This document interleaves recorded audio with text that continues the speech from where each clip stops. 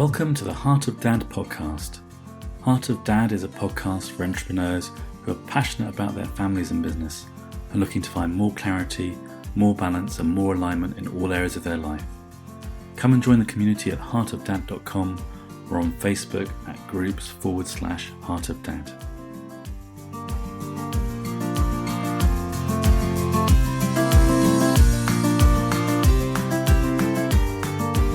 This week on Heart of Dad, I'm interviewing Paul Hughes. After starting his career in banking, Paul left his job to be a stay-at-home dad to 6-week-old twin boys. When they were 18 months old, he decided to give up banking completely and train as a teacher, with the thinking that it would allow him to spend more time with his boys. After a difficult divorce where Paul fought for and won 50-50 custody of his sons, he then married Emily, who it transpired he'd initially met on his first day of teaching. Having added a daughter to their brood, they are now parents to twin teenage boys and a preteen girl. Over the years, Paul worked his way up to being a senior manager within teaching, which inevitably meant he was now not getting the family time he desired. Between them, Paul and Emily have created the Parent Guide to GCSE, which works with and supports parents in a way that schools do not. Starting their business has enabled both of them to leave their jobs and look to a future where they dictate their schedules and therefore achieve the family time and business success they both desire. This week on Heart of Dad, I'm delighted to welcome Paul Hughes onto the show. Hi, Paul. Hi, good afternoon. Great to have you here. Thank you for having me. It's been looking forward to it. That's great. So, Paul, tell us a little bit about yourself. Who are you, and tell us about your business and your family. Okay, I'll start with family. So I am a father of three beautiful children. Two of them not as beautiful as they used to be because they're now grown. Well, not grown up. They're 17, nearly 18. We're going through the stresses of A-levels. Mocks have just finished. A-levels are 7 or 8 weeks away, as it were. So that's kind of a bit of a focus for our family at the moment.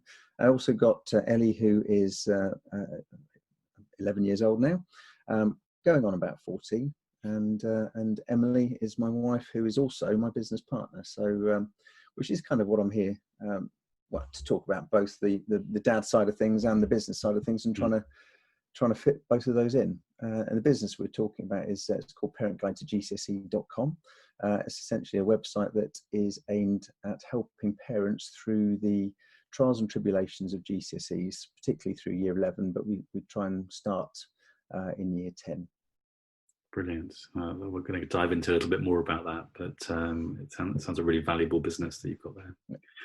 Do you want to tell us a little bit about the story of how you got there? What led you to starting your own business with your wife? Well, I think it goes back that my wife and I, we were both teachers. We happened to start on the same day at the school we were at 15, 16 years ago. And we were married to different people at the time. Because we started on the same day, we were mates, kind of knew each other through the pub, etc., and just through the job. And it got to the point where, a couple of divorces later, over a drink in the pub, things, moved along, etc., etc. But so we obviously we're now married with a daughter. The twins are, the mum lives in Stamford. But as teachers, it's just a really, really difficult job. It's, the pressure and the impact it has on your family life is huge. And, we do like to spend time with our kids. We don't want to sort of be in the room but not present. And that's just something that we kept talking about, how we would come home, both of us. We had different types of jobs, but Emily was a head of maths, huge, probably one of the most important positions within a school, because maths and English results are pretty much the be all and end all of school stats, as it were. And I was head of ICT, computing business. So lots of different smaller departments, but made for one sort of big job, as it were. And we got to the point where we didn't have time for either each other or for the children. And we were just talking one night, and it was a case of, if we carry on doing this, the way that teachers and pensions, all that kind of boring stuff goes, we'll be doing this until we're 67 if we're lucky, because the rules are bound to change and they'll make it 68 or 69. Can't imagine doing that job at that age. It just wasn't. It's not sustainable. So I think that was the kind of the catalyst for we've got to think of something else here. And long story short, Emily had a particularly bad boss at one of her schools who just, it was just unpleasant to work with. It got to the stage where Emily went off with stress. She had a bit of a wobble, I guess you could call it a mental health issue, and they don't go away quickly. They take a bit of time to fix. So whilst she was off work, we kind of just started thinking about other things that we could do, or that certainly that she could do in the first instance. And it's kind of a fairly circuitous route to where we got to. But Emily did, she's made wallets, or had made, sold wallets on eBay, on Amazon. She still makes classroom posters for, particularly for maths, for behavioural type things that she sells to schools or to individuals. And just lots of other various ideas that have come and gone. Some are still going. She runs a choir. So lots of ideas basically to keep her out of the classroom. And the plan all along was, it sounds very sensible and very boring, but I was the one sort of earning the steady wage, doing what we needed to do to pay the bills, while she developed kind of an entrepreneurial side, as it were. And and we're now, probably 3 years on from that. I've now left my job, and we're now running the Parent Guide to GCSE together. And that's where we are now. Brilliant. I love that story in the sense that, some people happen on the idea, but it really isn't that often the case. That, entrepreneurship is kind of a circuitous series of trials and errors to get you to the place where you've got a sustainable business. Yeah, well, we've got another website we run. It's called formtimesorted.com. And it was a good training ground in a way. I mean, it's ticking along. We sell to a few schools, not as many as we'd like, but we think it's a great product. So otherwise we wouldn't have done it in the first place. But that was our kind of where I don't know if we made mistakes. I guess, we have made mistakes, and you learn from them. And I think probably the biggest thing that it taught us was that if you try and sell to a school, schools have got no money. This is not news to anyone, but we probably foolishly thought, well, this is a great product. They'll be chomping at the bit to buy this. But even if it is a great product, they still haven't got the cash. So we positioned it cheaply, and which, if you make it cheap, people think that's probably no good. So there's lots of things that we did, but essentially the Parent Guide, we're appealing to parents rather than to schools. So we're going straight to people who do have spending power, rather than schools where you've got to get permission from X, Y, and Z, get it signed in blood to get any money out of anyone. So we have learnt from our mistakes. That's really interesting. Well, I'm so curious to know, what was the moment that you knew you were ready for you to leave? So Emily had already started the business, or had been exploring that you got to a point where you could also forego the steady income. Well, money is important, but it's not everything. And I think when we decided to sort of take the plunge and both go into it, because creating content takes a lot of time, and Emily was doing everything. And as a teacher, I couldn't come home, do all the management stuff that I had to do all the marketing that I had to do, the preparation that I had to do, and then start creating content. It just wasn't going to happen. So it was all down to Emily. And if we're going to, I think the discussion we basically had was, if we're going to do this and do it properly, then at some point we've got to take the plunge. And that plunge was last. I left school in July, so I guess I've finished in August. As a teacher full time, getting paid for it anyway. Although I do still do 1 day a week just to help out, because some of my classes couldn't get a replacement, so I've gone back and I'm dabbling just to help out, but probably leaving the next couple of 3 weeks. So it was a case of, I think we're in a position now. We've got to go. We've got to commit to this. We've got to give it a go. And we're essentially 9 months in now, and it's going really, really well. We just closed the doors on our first cohort because numbers were getting to the point where we want to make sure that the members that we do have are being well looked after. So we've closed the doors, which is great. We'll open them again for year 10 parents coming up in the Easter holidays. We only do 3 entry points a year: Easter, August, and January, just to sort of make sure we can focus on those that the members that we do have. And everything we were doing now is basically building towards the 2021 cohort. Brilliant. To what extent did you involve your kids in that decision, Paul, that you were going to leave teaching? And we didn't really. I mean, in a way, though, they were involved in the financial aspect, because the boys at the moment go to a private school, and obviously it costs quite a lot of money. So one of the issues about leaving my previous job with good salary and security, etc., was, the school bills, the mortgage still got to be paid. So they weren't necessarily consulted, partly because, or told, I don't know if consulted is the right word, told possibly, because, they would probably think, well, you're mad, you got a great job. Why would you give that up to sort of, for something that it's not a punt, but it is a risk. So yeah, we kind of almost circumvented the not asking permission, but telling them it was a case of this is what we're doing. And I think I told them once I'd already actually left, because I know that I think the message may have gone back to their mum, and she might have been concerned about whether the bills had been paid, etc. So we just kept it to ourselves and made the leap, and it's worked out beautifully. So well, one of the things I want to know about, speaking to other entrepreneurs, they're often driven by wanting to have greater freedom and control over their time. But of course, the paradox in that is that starting a business takes an enormous lot of time and effort. And certainly in my experience in the first few years, there's nothing like an easy ride. It's never an easy ride, but it's particularly not an easy ride in the startup phase. And I just wondered, what your experience has been, because I think one of your aims was to be able to spend more time to release yourself from some of the constraints of teaching and to find yourself with more time. Has that actually played out as you expected it? It has, yeah. I think every teacher will have a different experience. I reckon I was pushing. I was doing 70-hour weeks easily, and obviously as a teacher, you're you're not fixed. You're fixed in when you have to be there.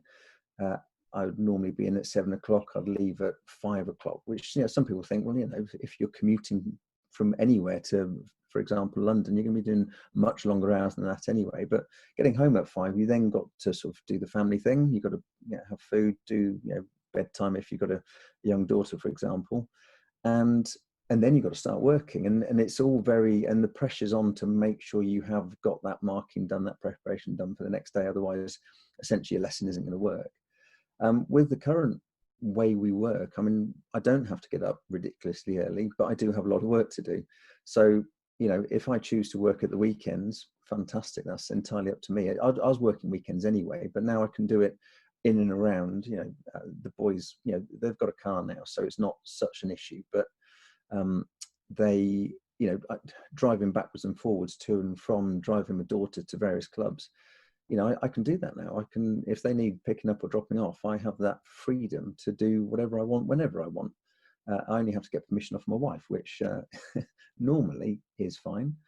And and it's just so much easier to just time everything, or plan my time around what I want to do, what I have to do, rather than sort of the 9 to 5 slog, as it were. Yeah, it makes sense, and it sounds like relatively speaking, compared to the teaching job, this allows far greater freedom. 70 hours a week is, I think, not unheard of for people doing entrepreneurial work, but with a benefit upside, and it sounds like you didn't have that benefit upside. No. And one of the sites, it kind of, most of the content cycles on it. So for a Monday, it changes over for the form time sorted. And, if it's not all been done by Sunday, then, I'm working on a Sunday, which is entirely my choice, because I've got the whole week to, plan and do and create and what have you. So it's about making sure I'm just efficient, or we're efficient with how we work together, the time that we've got. This morning we spent, I didn't do any proper work until probably about 11 o'clock. We're just talking about ideas, plans, strategies. I didn't actually get on to making any content, but that's fine, because we've got to have a clear vision for where we're going, and lots of ideas, and most of them, I reckon, for every idea we have, probably half of them don't ever see the light of day. We just haven't got the time to do it at the moment. It is just the two of us. We started to take on additional help just to sort of deal with the volume of work we've got, which is great. But a nice problem to have. But at the same time, we're still working as a couple, I suppose, to make sure this all takes off how we want it to. And so far, fantastic. We couldn't have hoped for a better start. That's brilliant. Well, and tell us a bit more about your working relationship with your wife, because I think we were in the sort of pre-recording chat. I was reflecting on how I think you're the first person I've had on the podcast so far who's in partnership as an entrepreneur with his wife, and tell us a bit about that. Well, it's good. I mean, it's when I first, I was very worried because going from being a teacher and you spend all day with hundreds of kids, probably 110 staff, all of I've been there years, so I knew everyone and everyone knew me. And then to go from that really bustling, busy environment to working from home, at home with your wife, I was concerned, and that's why I think doing the 1 day a week at my old school just to kind of phase myself out, I think was a good idea. And the fact I'm still doing it, which has gone on a bit longer than I anticipated, is that's a moot point with my wife, because she said, look, no, we need to focus, we need the time here. But yeah, no, it works really well. The fact that she talks to herself all the time is really frustrating. So we started off working in the same room, but I've now kind of moved into the kids' playroom essentially. But I've created myself a little office, and but she would be having this conversation, which I thought was with me. So I'd stop what I'm doing and paying attention. But actually, she's just talking to herself, and it just got to the point where, like, hang on a second, I'm going to keep interrupting you and my thought process and what have you. So but it is fine, because she's been doing it longer than I have. She's got all the technical stuff is all set up, and she's very much into the a lot of the web design she does herself, but some of it she outsources. She's busy thinking about what she needs to put on the web page and what she needs to, and I'm just content creation. Just the more I can sort of put together and put on the website, the more value we have for our members, and that's an ongoing process. It will never stop. So we don't have we have a lack of time, but we don't have a lack of kind of things that we want to put on there. So how do you manage kind of the boundary between work and home life then? Because I guess if you're working from home, you're both working on the same business. Have you found a separation when you actually stop work and don't talk about it? Well, I think at the moment we've got a natural kind of separation between, because at about 3:30 every day, I'm not saying we work until 3:30 and that's it. That would be too good a job. Excuse me. But my daughter comes home. Excuse me. Try that again.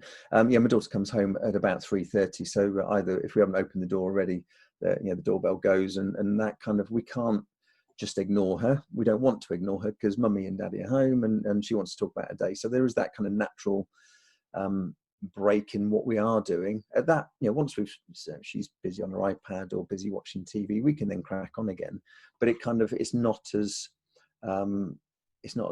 focused work. If she wanders in, we won't send her away. We won't. We haven't got time for you. That's the reason we're doing this, is so we can spend more time with the kids rather than less time. So it's quite nice. Sorry. Well, I was wondering whether business then spills into kind of out of office hours. Do you end up talking about plans or ideas over the dinner table, or out for a walk at the weekend, or how do you? It's always we've got great ideas about getting fit. I mean, in January it was amazing. We're going to be doing excuse me, at least half an hour a day walking, and when we started doing it, which obviously in early January you always do because it's the New Year's resolution, we would easily do half an hour, and it would be entirely focused on one, a bit of exercise, but two, talking about plans and what we need to do, what our day needs to look like, what our week needs to look like.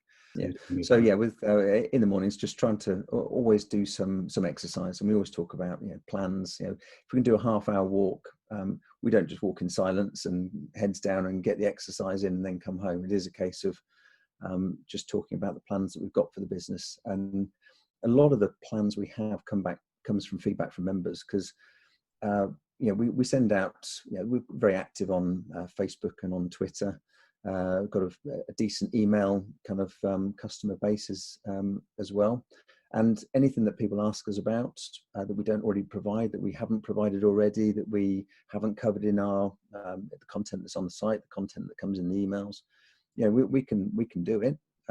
We may not have the expertise, but we know lots of teachers who do. So it's a case of where can we get this information from, and just building the content week by week to make sure that we are adding value all the time. Do your kids ever tell you to stop talking about your business? I think because we do a mentoring package for our customers. So sometimes we have individual students or their parents online or on Zoom. Sometimes we have groups of students that we talk to, and that is obviously has to be done after school time. So that does impinge a little bit on sort of when the kids are home. The boys generally, because of the A-level situation, they aren't here that much during the school week.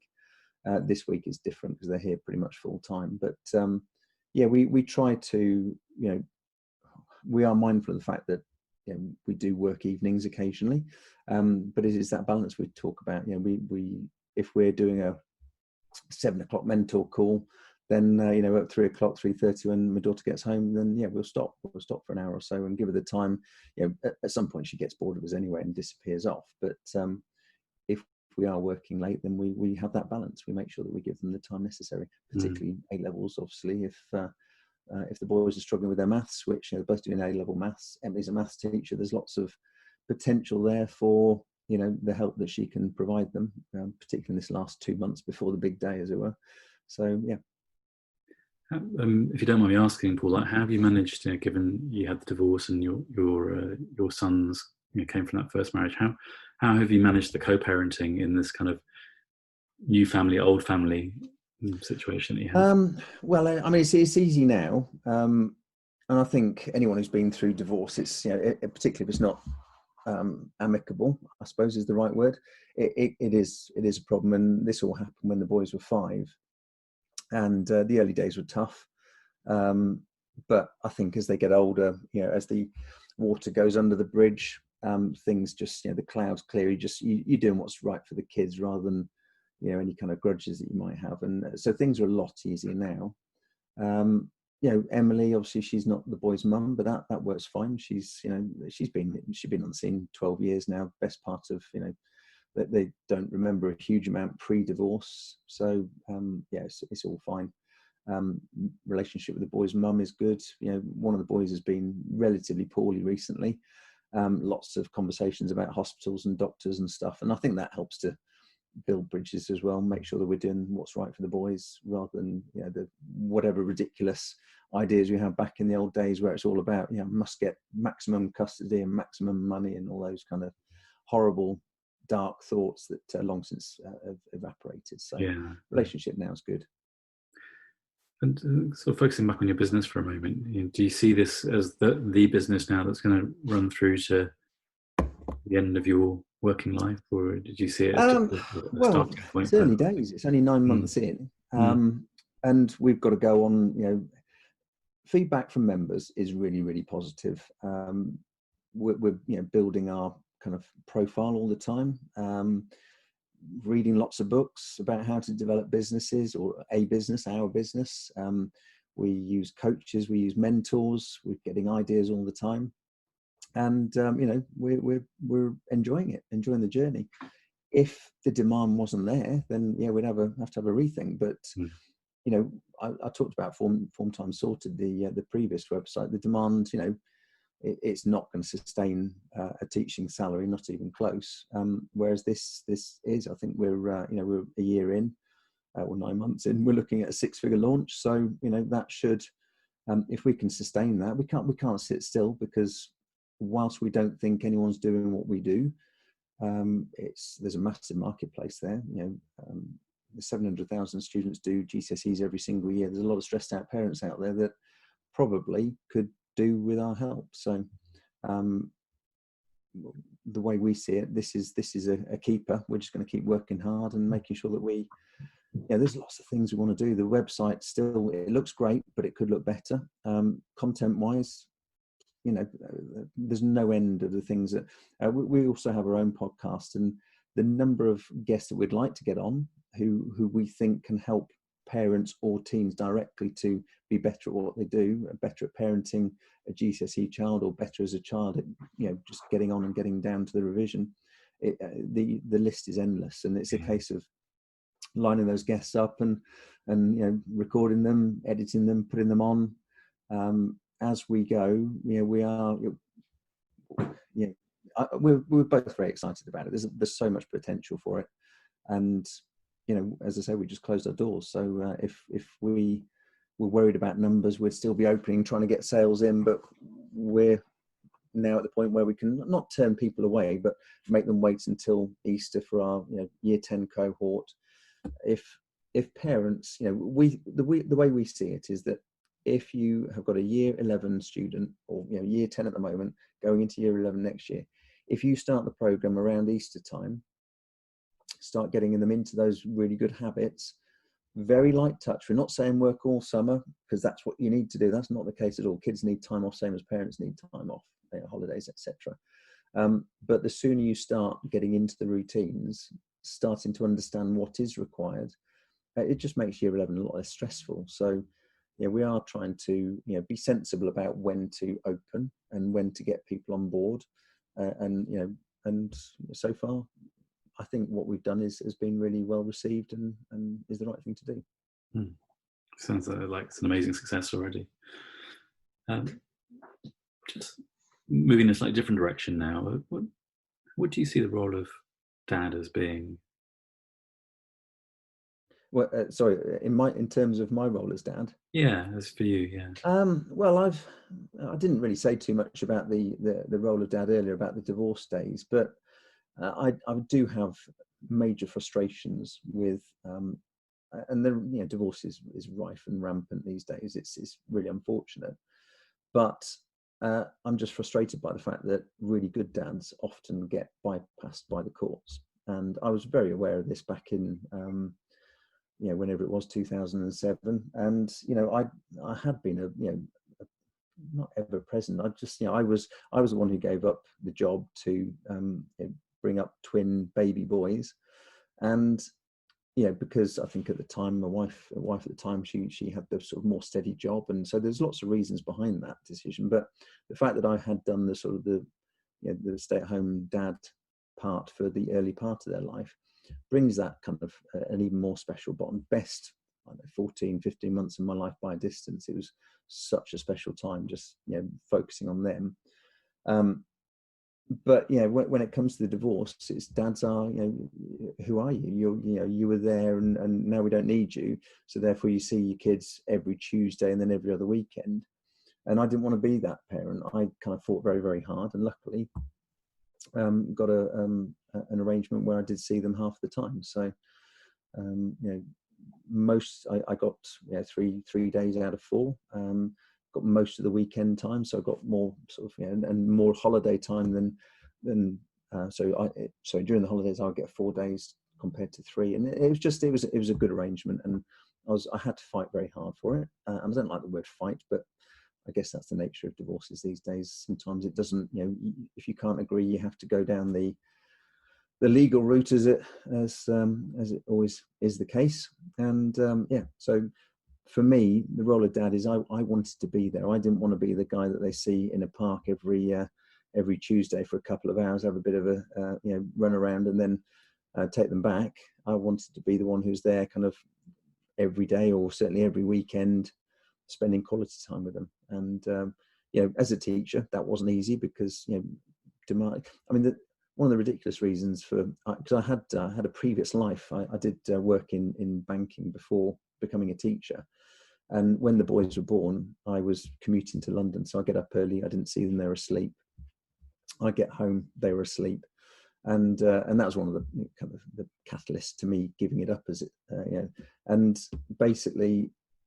What I wanted to do was spend time with them. So I thought, what job can I do? Retraining. And for some ridiculous reason, I came up with teaching, which I thought would give me more time with my children. As it turns out, probably, much as I love the job initially, it's not a good job and not a good career if you want to spend quality time with your children. So, but now that's all changed. I've got all the time on my hands for all of them, and I can put my business entrepreneurial side behind, to the side, whilst I focus on them and work in between. It really has worked out beautifully. How do you find that switching between work and attention for your kids? How does that work out for you? I do find it quite easy, because I have a huge amount of work to do. I know what I need to do. I know when it needs to be done by. And maybe the teaching thing helps with that, because you work to deadlines, but I, if my daughter needs taking to gymnastics on a Monday night and she wants me to stay for some of the time, then that's fine. I'd love to watch her. I don't feel that the burning kind of the frustration of being present in a room, somebody, one of your children talking to you, but I know full well that I'm not listening to them because I'm sitting there thinking, I've got this to do, I've got that to mark, I've got these reports to write. And, the number of times I caught myself kind of listening, but just, what did you say? I've got no idea. I don't do that anymore, right? If they're talking to me, I can focus on what they're saying and I can be with them. And that is a huge change in the last 9 months or so from where I was before. So you really noticed that shift within yourself as you moved into this. I hated that kind of realization, and it would happen over and over again where I'm too busy thinking about what I need to do and the pressure you are under at schools, for example, to do them. You can't turn up the next day not having done the report that somebody wants from you. So I'm sitting there thinking about what I needed to do and when I needed to do it by, almost willing them to go to bed, willing them to be quiet so I could concentrate. And now I don't have that. I can give them full attention, and that's pretty much what a dad should be.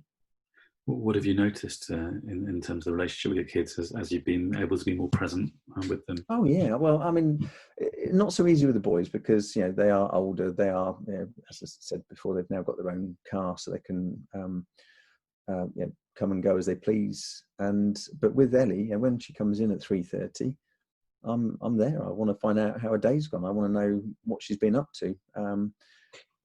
If it's her choice to go and she's a massive bookworm, she wants to go and read a book for an hour or so and ignore me, that's fine. Brilliant. That's a parent win. That's a dad win all day long. But just being able to have that, and in the morning, I would always be up and out the door at 7 o'clock. I probably wouldn't see her. And now, she leaves at 8:35 in the morning, and I can sort of see her out the door and make sure she's got everything. She's independent and amazing, but just talk to her and have a good day, and see when you get home. And it's nice to just see her face. She disappears off happy as because she's going to a school that she loves, and I'll see her 6-7 hours later, and it's nice. I look forward to her coming home. It's that kind of, on a Tuesday when I still work at this school. The bell at my school goes at 3 o'clock. I'm out the door at 3:15. I make a point of being home by 3:25 because I know that at 3:30 the door will open, and she doesn't know I've been to school. I've changed, taken all the badges off, got that sort of side of my life out of view, and she thinks I've been at home all day. So. Has she reflected back to you the change that you've noticed in yourself? No, I don't know. She's always asking about how the business is going. I think one of the reasons for that is that she knows that she knows that money is important, but she also knows that money is not everything. But she also equates money to visits to centre parks. So as she sees it, if we're making good money, then we go to centre parks more often because that's basically her favourite thing in the whole world. So she does ask about how things are going, purely I think just to find out when the next trip might be.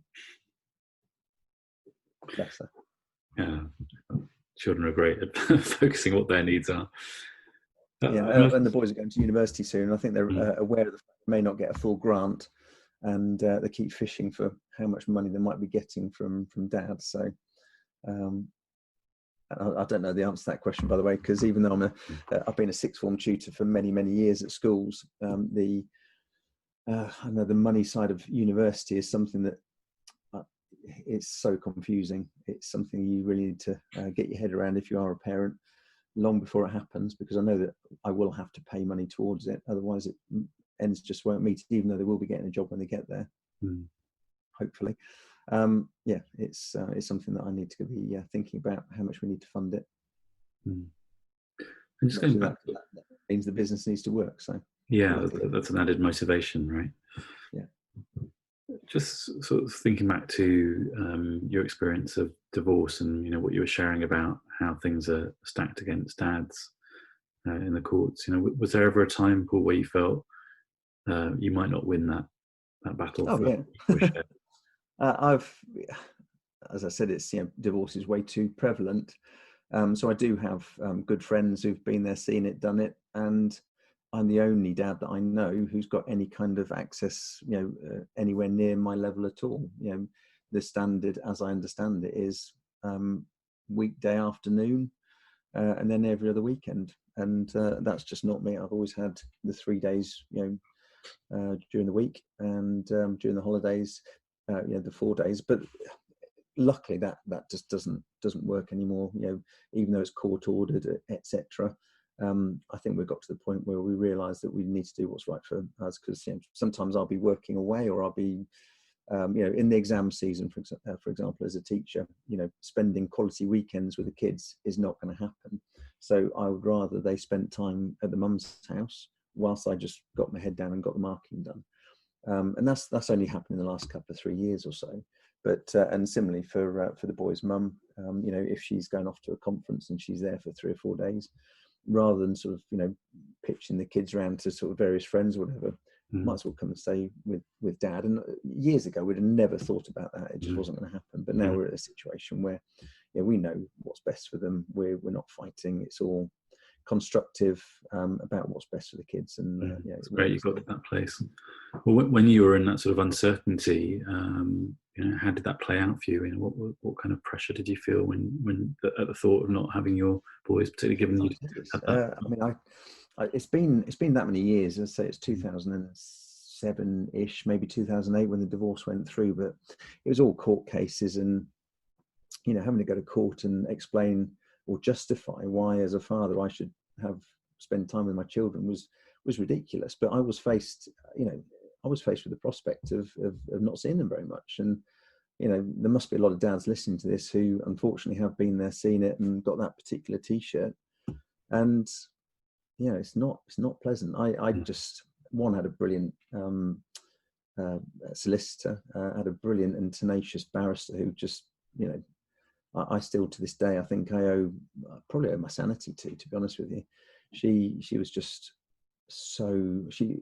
tenacious isn't the right word. She just kept twisting everything to, well, this guy's amazing. This dad, he's committed everything to these kids. Why is he not being given what's fair? I don't, justify it to me. And every time, any point came back, she just destroyed it on the spot. And there's talk about I've mentioned about the the Wednesday in the park scenario with a father. There's talk about me sort of seeing the kids at this park on a Wednesday, and sort of spending quality time with them in the park. And the barrister immediately jumped up and said, so in the middle of winter, so in this park when it's raining and it's snowing and is that it's dark, how's that going to work? Is he going to take them to McDonald's? And she just went on and on and on, and basically gave them nowhere to go, or the mum nowhere to go with her answer. And it was just really, it was fascinating the way it all worked.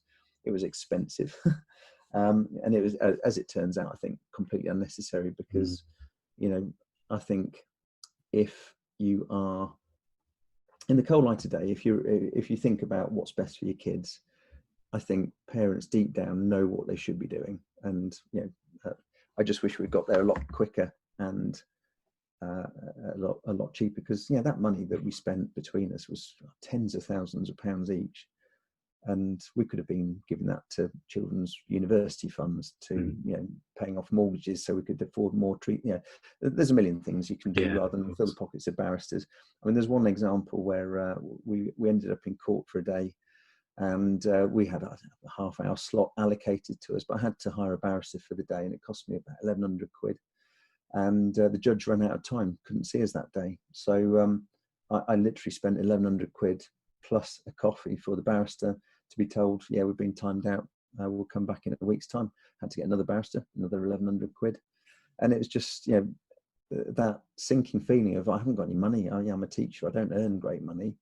The CSA were in full flow at the time, taking literally everything I had. I was left in the marital home, unable to afford the mortgage. The whole thing, it was a nonsense. But that's, I guess, as a dad who wanted to make sure he saw his kids, that's what I had to do. So it would have been so easy to roll over and just accept my fate, but I didn't want to do that. Yeah, it's such an amazing story. I think it'd be really inspiring for other dads listening. And I was thinking about the qualities that you displayed there, then are actually quite helpful when you start a business. Got tenacity, not taking no for an answer. Yeah, I hadn't really thought about it like that, but Mm. yeah, I mean, I'm still my wife Emily. She's so much, she's been doing this for longer, but she's a lot braver than I am. She will not cold call, but she will make contacts with people who I would sit there thinking, oh, but they're kind of like a famous author. She's like, I don't care. I'm going to be, I'm going to be famous one of these days. I've got this brilliant thing to offer, and she'll just contact them. And this morning she got a message back from Daniel Priestley, who wrote one of the books that she idolizes, Key Personal Influence. And she got a message back from him, and she was like this massive fangirl. She was smiling, and I didn't know what it was about. She just had this huge grin, and she's oh.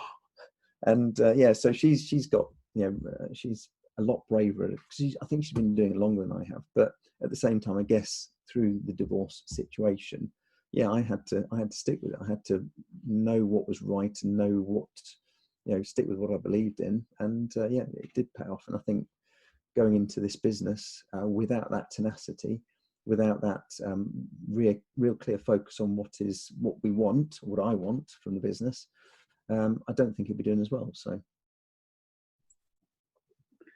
Yeah, no, I love that connection. There, it really shines out in how you've dived into your business, and seeing those qualities emerge for really. I think that it's such a powerful story. Both we haven't really dived much into you taking care of your boys in their first 18 months, but I can see real connections there that you are somebody who's really invested in being a dad. And therefore, if you're really invested in being a dad, why would you roll over? Why would you? Oh yeah. Well, and maybe that I assume, again, I can't remember, it's that long ago, but I assume that kind of early role that I had is very powerful as a narrative to any judge in terms of deciding what's best. You can't be the full-time dad, the not the sole carer, but the one who's literally there. I was, because my wife at the time was obviously working. I was the one doing the bottle feeding at night. So twin boys, it's a fairly full-time job. They were premature as well, so they needed a lot of feeding, little and often. And those precious hours that I put in, days, weeks, months, as it turned out, in fact years in the end, that does count for a lot. You can't suddenly divorce yourself from that just because you're not with their mum anymore. You need to have that sort of constant contact with them rather than sporadic contact. And that really kind of drove me on, I guess. I'm curious. I think without getting into kind of gender stereotypes, I suppose you'd think that kind of in archetypal roles that the mum does kind of very early months and years care, and you didn't do that. And as a dad, I wonder how you face that, because I can imagine, I did a lot of co-parenting and sharing with my partner in the early months. So I was fortunate to be able to do that. But I would have had some trepidation, I think, if I had thought that was going to be solely me, for all sorts of reasons. And I just wondered how you kind of came into that decision and embraced it. I know there were economic reasons, but what about emotion? Yeah, the stereotyping. Yeah, I think that it's something I was always aware of, because as I hadn't got a job. I was, I had got a job. I was a full-time parent, which is probably the best job in the world, but I wasn't the typical sort of money kind of earning sort of, all the pride that goes with that kind of aspect. But I still say it's the best job in the world. I used to love, I used to go to twins clubs as well, which was fantastic. It's because I would rock up. It was a twins club in Huntingdon, I think it was at the time, and I was the only bloke there. And because I was the only bloke there, I was, I think, not more popular, but I was more of a drawer, because it's just, I was unusual, and I loved it. Just brilliant. With twins, they are demanding, because but we had this system where I had a system where they would go to sleep at a certain time. I'd wake them up to feed them at a certain time. It was, I can't remember, is it Gina? Gina Some Ford. twin. Gina Ford, is it? I think so, yeah. Yeah, but yeah, she was brilliant. If you're having a single baby, frankly, she's brilliant. But if you're having twins, it's the only book in town. But she was brilliant. And but during the day, if they were kicking off, if they were grumpy or whatever, I wouldn't sit there moping around the house. I'd stick them in the pushchair and go for a walk, go to the play park. There's not a kid alive who doesn't love, even if they're 2 or 3 months old, doesn't love sitting in a swing out in the fresh air, whatever it is. I just wouldn't sit there and watch them kind of grumbling and moaning and crying and what have you. Always really proactive. And I do, I find it a bit frustrating these days when I hear people banging on about how difficult it is and how little Johnny is, doesn't want to do this and doesn't eat that. I used to, and again, maybe, is it because I had time on my hands? I don't know. But I would create all of their food. I never bought packet stuff. I never bought, pre-prepared. I would buy avocados. I would mush them. I would freeze them. I would get sweet potato, cook it, mash it, put it into ice cream, freezer tubs, etc., into ice cream blocks, ice tins, whatever it is, just so I could, when they were hungry, take it out, microwave it for whatever temperature you needed it to be. Straight, they had this kind of semi-fresh food. It wasn't processed. It wasn't, and I loved doing that. It was. The fact that they're fussy now, hopefully, is nothing to do with that. They had the best possible start, really varied. I even made fish pie. I hate fish pie. I hate the smell of fish pie. I hate everything that fish pie stands for. But they loved it. So couldn't make enough of it. Well, if you're willing, Paul, to tell us a little bit about your own relationship with your own dad and how that impacted you as a father. Well, I've never really thought about that, to be honest with you. But my dad, he's fab. He was in the RAF, so it's kind of awkward because I was essentially an RAF brat. That was back in the days when the RAF was still huge. And I went to boarding school when I was 10 years and 8 months old. So I was a full-time boarding student. So I'd see my mum and dad probably when they lived in England, every 6 weeks or so. When I got to about the age of 11, they moved out to Hong Kong. So I'd see them every holiday. So, which now, essentially, my daughter is now the age I was when I went to boarding school. And I find that quite frightening because I couldn't just wave her off and say, right, see you in 6 weeks. I struggle seeing her off at 8:30 in the morning, waiting for the door to open at 3:30. So I think the RAF it makes people, it's a very different relationship you have with your children because of that sort of distance side of things. So yeah, I don't know. Does that make me want to be more hands-on because my parents couldn't be hands-on? If they had have kept us at a school on the base they're at, I'd have been moving schools every 12, 18 months, 2 years maximum. They went with the boarding school route, not because they're sick of us, just because we needed continuity. Me and my brother, who's 18 months older than me, we needed some sort of continuity rather than this constant moving around the country. So it was a much more distant relationship, but at the same time, they did a cracking job. They obviously huge sacrifices to pay the fees all those years for 8 years that I was there, and they're still going strong. Still see lots of them, and just a slightly different relationship, I suppose. What I've got with my boys, my boys and Ellie. So, would you have ever considered sending your children to boarding school, having been? I'm going to name names here because I went to Oakham School, which is fabulous. I loved it, absolutely loved it. Very fond memories. I suppose if you really dig deep into it, I was bullied. I still remember the names of the bullies. They're still annoying me to this day that they thought that was an appropriate way to behave. But the actual overall school experience, I absolutely loved it. I thought it was brilliant and would not change that for anything. So was I affected by going to boarding school early? I don't think so. I think it was the making. It made me way more independent than any students that I know these days. I'll give an example that in the school I used to work in, a student needs to go to Cambridge for a university visit or whatever. And they all sit there and go, well, how do I get to Cambridge? Bearing in mind they live in Peterborough. How do you get to Cambridge from Peterborough? And it's quite easy. There's buses all the time, and there's a direct train. And you just need to get to the train station, buy your ticket, jump on. Once you're at Cambridge train station, you got your phone in front of you that tells you pretty much exactly where to walk. I mean, it's not difficult. And it's a real frustration because they've got no independence whatsoever.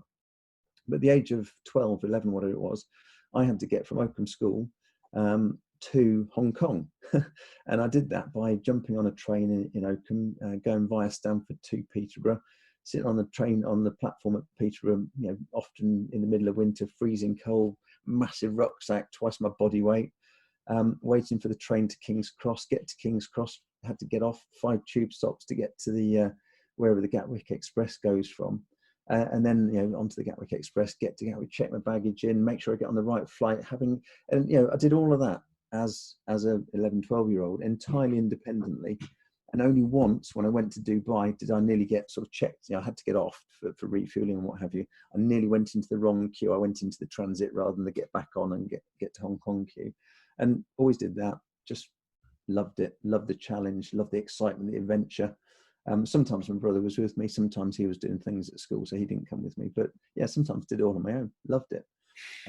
But independence-wise, I think that's possibly something I've tried to make sure that the children, rubs off on the children. Ellie, she's 11. She's brutally independent. She will not, if she can do it herself, she will do. She wants to learn. She wants to do things on her own. If she has to ask, she will do, because she needs help. But you can see her sitting there thinking, right, this is the only time I'm going to ask her about this particular thing. Next time I'm doing it on my own. And that's great. It's kind of, I think she and the boys, because they go to school and they don't always live with me, I don't see quite so much of that, but they are also fiercely independent as well.